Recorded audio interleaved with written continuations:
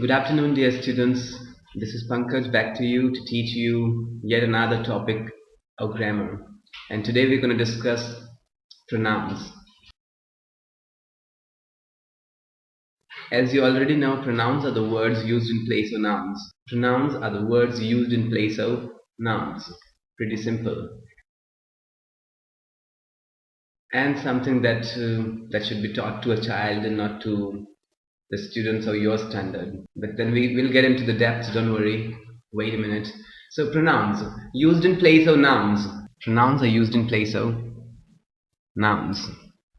For example, you see Harry is a good student.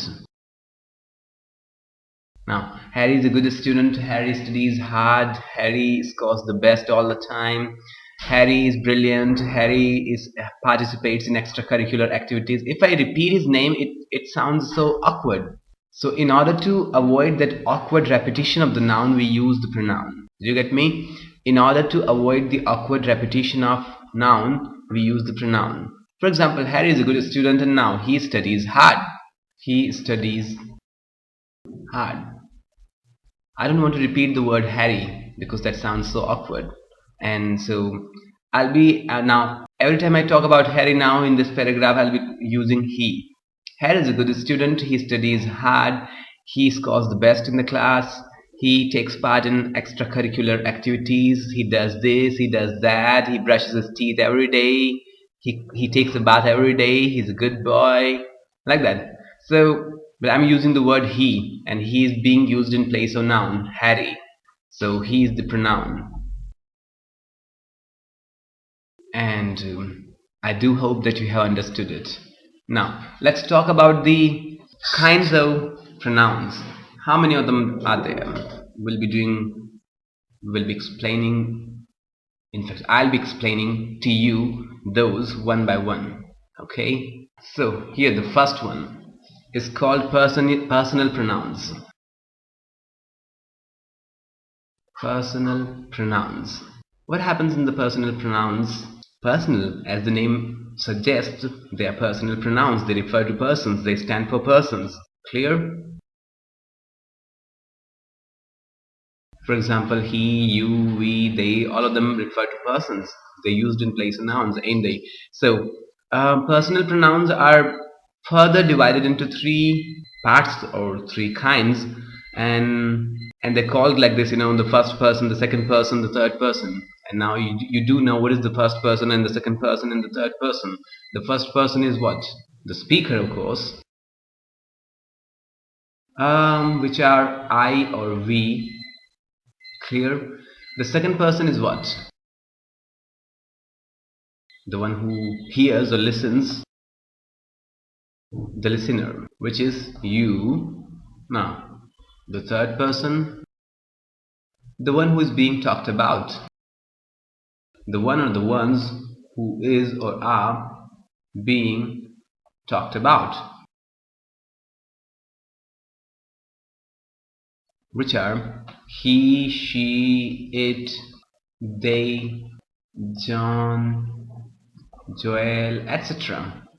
Clear? So you understand the personal pronouns. Personal pronouns refer to persons, and there are three kinds: the first person, the second person, the third person. The first person is the one who speaks or talks. The second person is the one who hears or listens, and the third person is the one who is being talked about. And you can see them here. Now the second kind of pronoun is here, and that is demonstrative pronouns.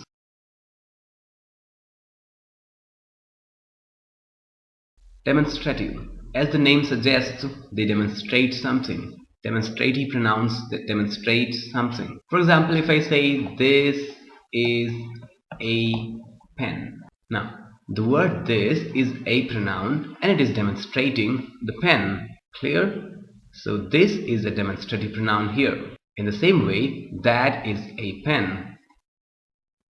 It is again demonstrating something. So this, that, and these, those, these four are demonstrative pronouns. But there is an implication here.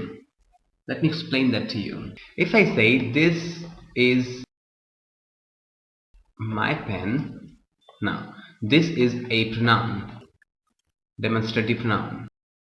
But if I say, this pen is mine. Now look at this structure, this pen. Now, pen is a noun, isn't it? And what precedes a noun? Precede means to come before. What comes before a noun? An adjective. An intelligent girl. A handsome man. A black coat. Something like that. So, pen is a noun, and anything that precedes a noun, that should be, most of the times that should be an adjective. Clear? Because that defines the noun. This pen, now this, because it is coming before a noun, it is defining or modifying the noun. This is an adjective. Clear? Because anything or the words that define or modify nouns and pronouns are called adjectives. So the word this is here modifying the noun pen, and so it is an adjective, not a adjective. And which adjective? Because it is demonstrating, demonstrative adjective. This is a demonstrative adjective. This is not a demonstrative pronoun. In the same way here, if I said these are books, now this word is a demonstrative pronoun. But if I say these books are mine, these books, books is a noun, and the word there, these precedes the noun books, and so it has to be a demonstrative adjective. Is that clear to you? Now let's talk about the third kind of pronouns. What is that? The third kind of pronouns is this, distributive pronouns. Distributive. And these are each, either, neither, etc. Each, either, neither. For example, each of the students is required to come with the students paraphernalia. Each of the students. You understand the word each is a pronoun, distributive pronoun. Each of the students, distributive pronoun. Either of them is a thief. Either of them is a thief. Or neither of them is a thief. Now, these are distributive pronouns. You understand this? Now I will talk about reflexive pronouns and emphatic pronouns. Reflexives and emphatic. So, and that would be, I think, the fourth kind. So first let's talk about reflexive pronouns. Reflexive pronouns. See, the reflexive, reflect, what does reflect mean? Reflect means to reflect it, to see your own reflection somewhere. So reflexive pronouns reflect the subject. Reflexive pronouns reflect the subject. Or reflexive pronouns are the objects of the subject or objects of the action. Clear? Or in reflexive pronouns, the action returns to the subject itself. Clear? The action returns to the subject itself. If I say, I hit myself. I hit myself. Now you see, myself is the object of the action. And see, I didn't hit you, I didn't hit her, I didn't hit John, I didn't hit Joel, I hit myself. So the action returned to the subject itself. When the action returns to the subject itself, that is called reflexive pronoun. So I hit myself. She tried to kill herself. Now, she didn't try to kill you, she didn't try to kill me, she tried to kill herself. And so, herself is the, the action returns to herself, and so it is a reflexive pronoun. Clear? Now, don't deceive yourself. Don't deceive yourself. You see yourself, you're not deceiving me, you're not deceiving anyone else in the world, you're deceiving yourself. The action is returning to yourself, and so this yourself is a reflexive pronoun. Now, I hope you have understood it. When the action returns to yourself, or when the subject itself becomes the object of the sentence, then it is reflexive pronoun. Clear? So now let's talk about the fifth kind, and that is emphatic pronoun. Emphatic pronouns, as the word suggest they are used to emphasize something. See, reflexive pronouns and emphatic pronouns are the same in form but different in usage. Reflexive pronouns and emphatic pronouns are same in form but they're different in usage. In reflexive pronouns, the action returns to oneself, or the subject itself becomes the object of the action. Clear? For example, you kill yourself, or you beat yourself, or you deceive yourself. So you do it unto yourself. You do it to yourself. So that is reflexive pronoun. But emphatic pronouns, in emphatic pronouns, the action does not return to yourself. What really happens is you emphasize the fact. For example, I wash my clothes myself. I wash my clothes myself. You see, there is a difference. I do not wash myself. Look at this. I wash myself. Now, I wash myself. In this one, I'm washing myself. I'm not washing my clothes. I'm not washing you. I'm not washing the floor. I'm washing myself. So the action is returning to myself. So this one is reflexive pronoun. But in the sentence above, I wash my clothes myself, I do not wash myself, I wash my clothes, and myself is the word, and that is used to emphasize the fact that I do it myself. I do not get it done by anyone else in the world. I do it myself. Clear? So this is emphatic pronoun. Clear? I wash my clothes myself. I'll tell you some more examples of this. She herself comes here. Now she doesn't send anyone else, she herself comes here. So I'm using this pronoun to emphasize the fact that she herself comes here. She doesn't send anyone else. She respects me so much that she herself has to come, and she doesn't send anyone else. So this is an emphatic pronoun.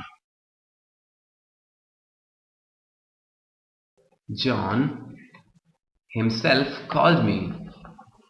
He didn't ask anyone else to call me, he himself called me. So all these are emphatic pronouns. So the difference between reflexive pronouns and emphatic pronouns is pretty clear to you now. So do not confuse the one with the other. Clear? Now, finally, I'd like to talk about reciprocal pronouns. And that would be the end of today's lecture. I'm going to leave it incomplete, and I'm going to complete it next time I meet you in the second part, of course. And today, the last thing that we are going to discuss is the reciprocal pronoun. And that is, I think, the sixth or the seventh one. I do not really remember, whatever the number. Reciprocal pronoun. What does it mean, reciprocal? Reciprocal means mutual. If your love is reciprocated, then you have been accepted. But if your love or your proposal is not reciprocated, or if a lover is not reciprocated, that is rejected. If you are reciprocated, you're accepted. Clear? So reciprocal means mutual. So reciprocal pronouns are the pronouns that describe something that happens mutually. And which pronouns can express that? They are these: each other and one another. Clear? See, that's mutual. We help each other.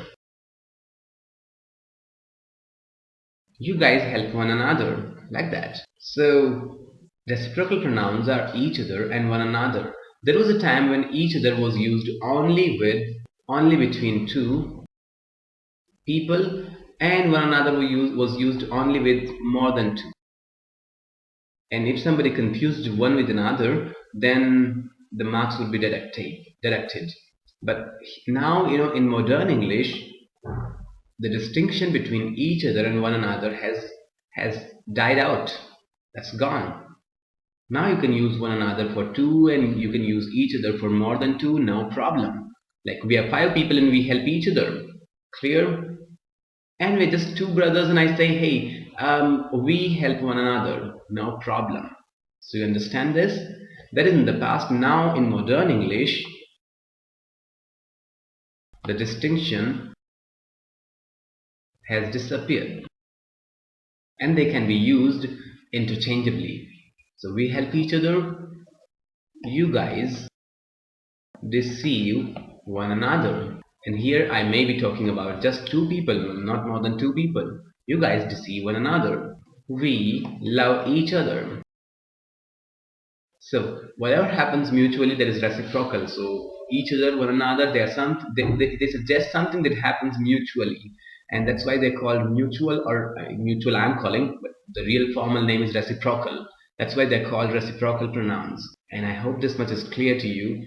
And I stop it here right now, and we'll continue it next time I see you. Okay, thank you very much.